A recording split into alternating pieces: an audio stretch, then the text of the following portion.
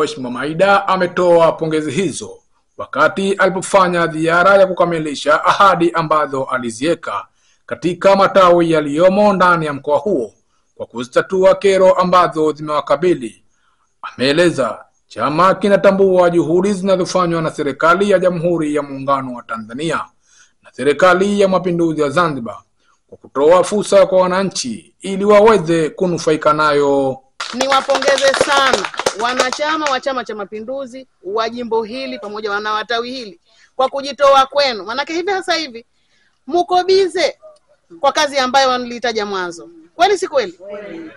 Tena mko bize katika hatua yenu nyinyi na hatua ya kuongeza wengine. Kweli si kweli?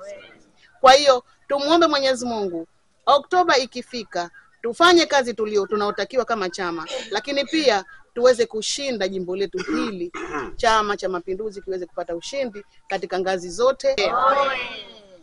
Kama chama tunatambua kazi kubwa iliyofanywa na rais wetu wa Jamhuri ya Muungano wa Tanzania katika maeneo yote ya Tanzania kupitia miradi ya afya, kupitia miradi ya maji, kupitia miundombinu, tena kupitia miradi ya kimkakati ambayo iliachwa na mtangulizi wake na mengine ya kwake ambayo ameifufua au ameitengeneza au ameibuni. Lakini pia kupitia miradi nimesema ya maji, ya elimu na mengine, lakini pia kupitia huduma za kijamii ambazo zinatuhusu sisi wanawake na vijana, kama mfano huduma za mikopo, huduma kuwajali wajasiriamali. Tumeona kwamba kuna bodaboda wamekopeshwa watu, bodaboda wamekopeshwa watu mapikipiki, wamekopeshwa watu wa magari, wawekezaji wamekaribishwa katika maeneo mbalimbali, wameweza kuwekeza katika maeneo mbalimbali ndani ya Tanzania ili kuweza kuimarisha uchumi wa taifa letu. Lakini pia kwa upande wa Dr. Hussein Ali Mwinyi, kazi kubwa ameifanya. Hata juzi tumeona swala la uwekezaji, tumekwenda juzi pale katika viwanja vya Maziwa Ng'ombe katika eneo la uwekezaji.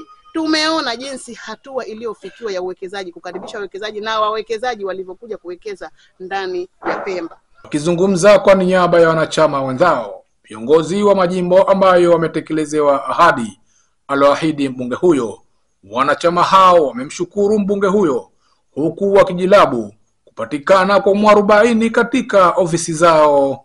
Hivi vitatumika katika nyanja ya uwezekaji. Itawezeka kwa ajili ya kumalizia jengo hili na kufanya matumizi muda wote ule katika hili jengo.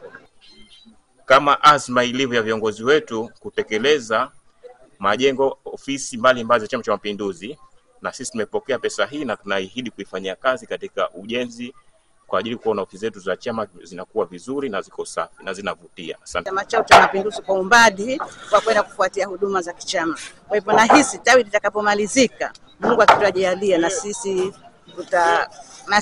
tutafurahi na sisi tutafarijika kupitia Chama cha Mapinduzi.